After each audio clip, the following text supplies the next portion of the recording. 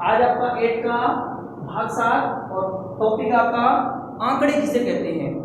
देखो भाई, आंकड़े किसे कहेंगे? किसी निश्चित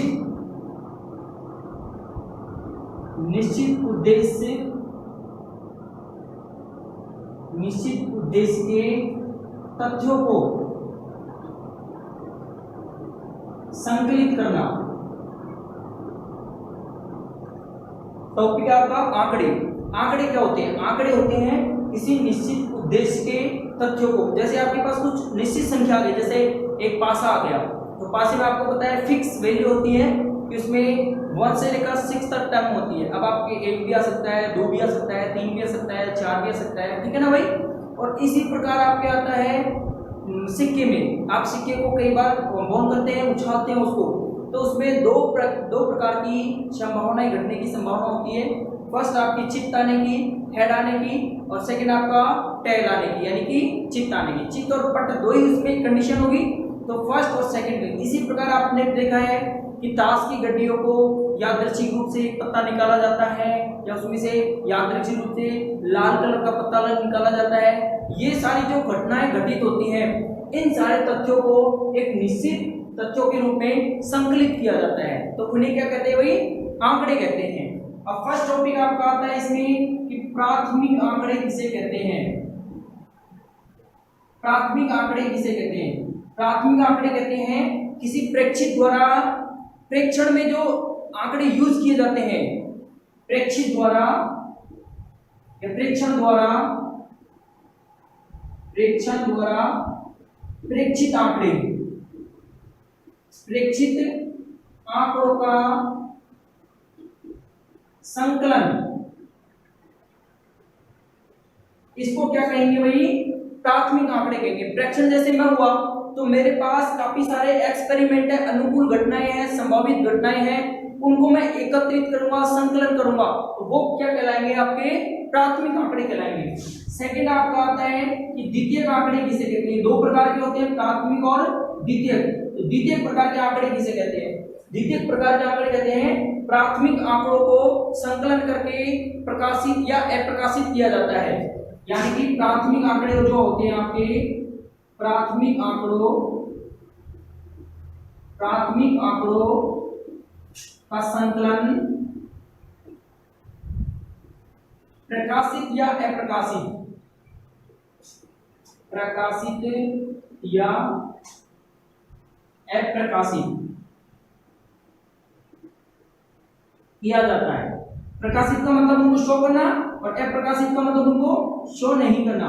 प्रकाशित या अप्रकाशित किया जाता है, उसको क्या कहते हैं? द्वितीयक प्रकार के आंकड़े कहते हैं। पहले आपने देखा आंकड़े किसे कहते हैं? निश्चित उद्देश्य के जो तथ्यों को संकलित किया जाता है उसे आंकड़े कहते हैं। आंकड़े दो प्रकार के होते हैं, प्राथमिक और द्वितीयक प्रकार के। प्राथमिक आंकड़े होते हैं जो प्रेक्षण द्वारा प्रेक्षित आंकड़े होते हैं, उनका संकलन किया जाता है, उन्हें कहते हैं प्राथमिक आंकड़े। द्वितीयक आंकड़े जो प्राथमिक आंकड़ों को संकलित को प्रकाशित या अप्रकाशित करना क्या कहलाता है? आपके द्वितीयक प्रकार के आंकड़े। अब आपके इसमें आगे आता है कि घटनाएं क्या होती है। इसमें घटनाएं क्या होती हैं? तो घटनाएं देखो भाई दो प्रकार की होती है इसमें, या तो आपकी अनुकूल घटनाएं होगी, या आपकी कौन सी होगी? संभावित घटनाएं होगी। तो घटनाएं यानी प्रायिकता निकालने का फॉर्मूला आपका एक तरीके से प्रायिकता, जिसको प्रोबेबिलिटी बोलते हैं, P।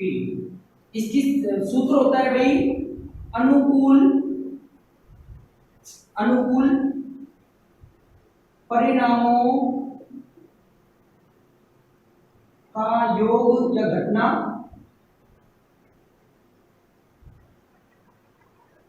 बटे संभावित परिणामों की घटना। ठीक है भाई, अनुकूल परिणामों की घटना या संभावित परिणामों की घटना, या घटना यहाँ पे इसको ये नंबर भी लिख सकते हैं, संख्या भी लिख सकते हैं। घटना मतलब कितनी बार घटी है, और कितनी बार घटी मतलब उसको क्या बोलेंगे? संख्या बोलेंगे। अब आपका इसमें एक एग्जांपल के माध्यम से समझते हैं कि एक आपके पास सिक्का है, सिक्का है आपके पास, ठीक है भाई। अब आप सिक्के को उछालते हैं तो उसमें दो ही कंडीशन बनेगी आपके पास, या तो आपके पास क्या आएगा भाई, हेड आएगा एच, और यह आएगा आपके पास टेल आएगा, या तो चित्त आएगा या पट्ट आएगा। अब इसमें आपसे पूछे, अब देखो यहाँ पर ये जो दो घटनाएं बन रही है, ये दोनों या तो हेड आने की या टेल आने की क्या प्रायिकता है, तो यहाँ पे जो ये दोनों घटना घटेगी इनको बोलते हैं संभावित परिणाम। संभावित यानी जो घटना घटित होती है या उसमें कितनी घटनाएं होती हैं उसको तो बोलते हैं संभावित, और अनुकूल बोलते हैं कि कितनी बार वह घटना घटी है। तो यहां से बोला जाएगा ये कि एक सिक्का आपने उछाला तो चित्त आने की क्या प्रायिकता है, तो चित्त आना मतलब एक घटना के लिए पूछ रहा है आपसे, तो वो एक घटना क्या हो जाएगी आपकी, जैसे आपको टेल के लिए पूछा उसने कि पट्ट आने की क्या प्रायिकता है, तो क्या करेंगे इसमें आप अनुकूल प्रायिकता, अनुकूल परिणाम। अब आपसे इसने पूछा है कि चित्त आने की क्या प्रायिकता है, तो चित्त आने की क्या प्रायिकता, आपको पता है कि अनुकूल घटना कितनी है, अनुकूल घटना कितनी है इसमें, या तो भाई चित्त आएगा या पट्ट आएगा। ऐसे थोड़ी होगा कि एक सिक्कों का आपने उछाला वो चित्त भी आ जाएगा उसी के साथ में और उसके साथ में पट्ट आएगा, ऐसा तो हो ही नहीं सकता। एक तरफ शो होगा तो आपको या तो चित्त मिलेगा या पट्ट मिलेगा। आपसे पूछा है उसने कि चित्त आने की क्या प्रायिकता है, तो चित्त आने की एक प्रायिकता है। तो अनुकूल परिणाम की संख्या कितनी है आपके पास, एक, और संभावित परिणाम कितनी है आपके पास, दो। तो इसकी प्रायिकता कितनी हो जाएगी, 1/2। ठीक है भाई। नेक्स्ट अपन देखते हैं कि एक पासा लेते हैं, क्या लेते हैं भाई, एक पासा। अब आप जानते हो पासे में कितने संभावित और अनुकूल घटनाएं घटती है, तो अपन यहाँ पे एक पासा लेते हैं।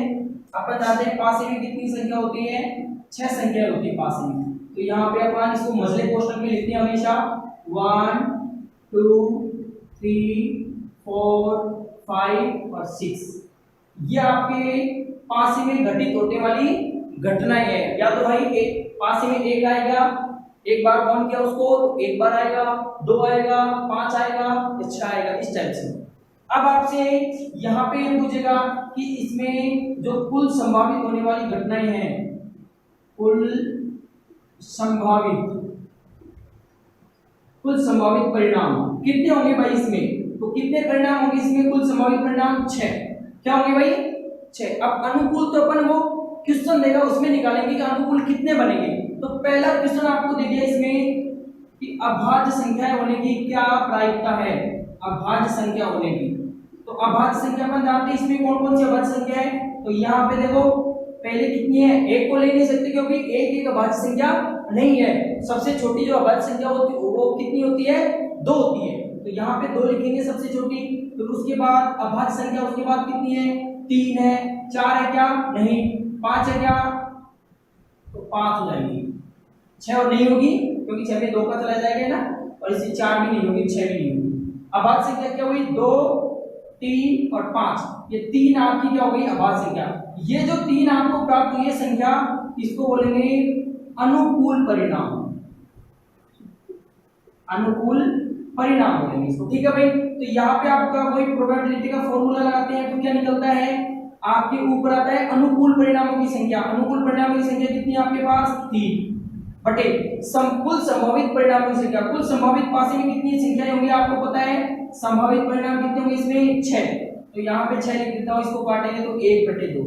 तो 1/2 इसकी क्या आ जाएगी, प्रायिकता आ जाएगी, प्रोबेबिलिटी आ जाएगी। सेकंड जो आपका है वो ये है कि तो क्वेश्चन है आपका सेकंड वो है कि सम संख्या आने की, सम संख्या आने की क्या प्रायिकता होगी। तो सम संख्या देखो इसमें कौन कौन सी है, 2 है, 4 है और 6 है, 3 है इसमें सम संख्या। तो यहाँ पे अपन लिख देते हैं 2 4 6, 3 ही होगी आपकी।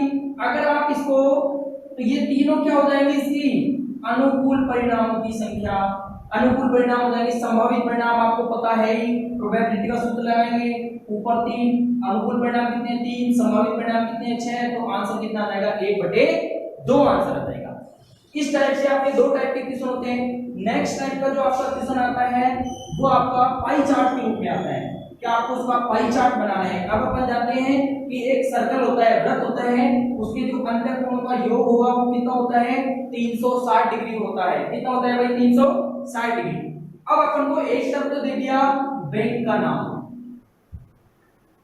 यहां पे दे दिया आपको बैंक का नाम। पहला आपका दे दिया SBBJ, सेकंड आपका दे दिया SBI, थर्ड आपका दे दिया BOB, अगला आपका दे दिया AU स्मॉल फाइनेंस बैंक। ठीक है भाई, ये आपके 4 प्रकार के बैंकों के नाम दे दिए।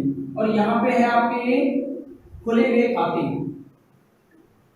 खोले गए खाते जो आपके SBI में खोले गए हैं वो आपके 21,000 खाते खोले गए। इसमें खोले गए हैं आपके 18,000 खाते खोले गए, इसमें आपके 6,000 खाते खोले गए और इसमें आपके 9,000 खाते खोले गए हैं। अब आपको इसको पाई चार्ट के रूप में दर्शाना है कि पाई चार्ट इसका कैसे बनाएं। तो देखो भाई, सबसे पहले अपन यहाँ पे देखेंगे कि ये जो खोले गए हैं खाते वो कुल कितने खाते खोले गए हैं। भाई कुल क्यों निकाल रहे हैं, क्योंकि अपन को इसका कोण निकालना है कि कोण कितने डिग्री में आएगा। कौन कौन, जैसे SBI है वो बैंक कितने डिग्री घेरेगा, SBI है वो BOB है और AU है। तो सबसे पहले देखो इन सब का टोटल करते हैं। तो सबसे पहले टोटल करेंगे यहाँ पे, तो यहाँ पे देखो कितने 9 6 15 और 3 ये 21 और 4 44 और ये कितने हो गए 54, 3 और 2 5। ठीक है भाई, 54,000 हो गई आपके। ये सारी जो कैलकुलेशन है वो 54,000 हो गई, पूरे खाते 54,000 हो गए आपके। अब यहाँ पे आपको फर्स्ट का निकालना है, तो फर्स्ट का कैसे निकालेंगे, अपन को SBBJ का निकालना है। तो SBBJ का कैसे निकालेंगे, ऊपर आपका कितना 21,000 खाते खोले, कितने में से 54,000 में से। अब वही आपका पता हो गया कि ये आपके अनुकूल परिणाम और ये क्या है आपके कुल संभावित परिणाम इनटू क्या करेंगे 360। 360 क्यों किया है, क्योंकि अपन को ये निकालना है वो पाई चार्ट पूरा सर्कल में से निकालना है। तो ये फर्स्ट का सर्कल कितना होगा, सेम इसी प्रकार आपका जो ये है सेकंड 18,000 खाते खोले गए, इसमें कितने 54,000 में से, तो यहाँ पे 360 डिग्री से गुणा कर देंगे, ये आपका एंगल का मान निकल जाएगा। सेम इसी प्रकार इसमें ये 6,000 है, 54,000 इसमें खाते खोले गए हैं पूरे। ठीक है भाई, इसको किससे गुणा कर देंगे 360 से। ठीक, सेम इसी प्रकार ये आपका 9,000, इसमें आपके 54,000 खाते खोले गए हैं और वही आपका 360 डिग्री मान बन रहा है। ठीक है भाई, अब जो पहला खाता आएगा वो आपका आएगा 140 डिग्री। ये जो आपका मान आएगा वो कितना आएगा 140 डिग्री। ठीक है भाई, और जो सेकंड आएगा आपका वो सेम गुणा करके देख लीजिएगा आप ना, सेम जो आपका आएगा अगला 120 डिग्री, ये आपका आएगा 120 डिग्री, ये आपका 40 डिग्री आएगा और ये आपका 60 डिग्री आएगा। तो अब इसका क्या बना देंगे अपन, पाई चार्ट बना देंगे। पाई चार्ट कैसे बनाएंगे, एक अपन लेंगे सर्कल इस टाइप से। ठीक है भाई, तो थोड़ा ज्यादा हो गया, कोई बात नहीं, पर चलेगा। ठीक है ना, तो यहाँ से जो फर्स्ट आपका बनेगा वो कितने का बनाना है आपको 140 का। तो यहाँ से मैं ये फर्स्ट वाला बना देता हूँ 140 का। जो फर्स्ट सेकंड वाला है वो कितने का 120 का, तो ये मैं 120 का बना देता हूँ।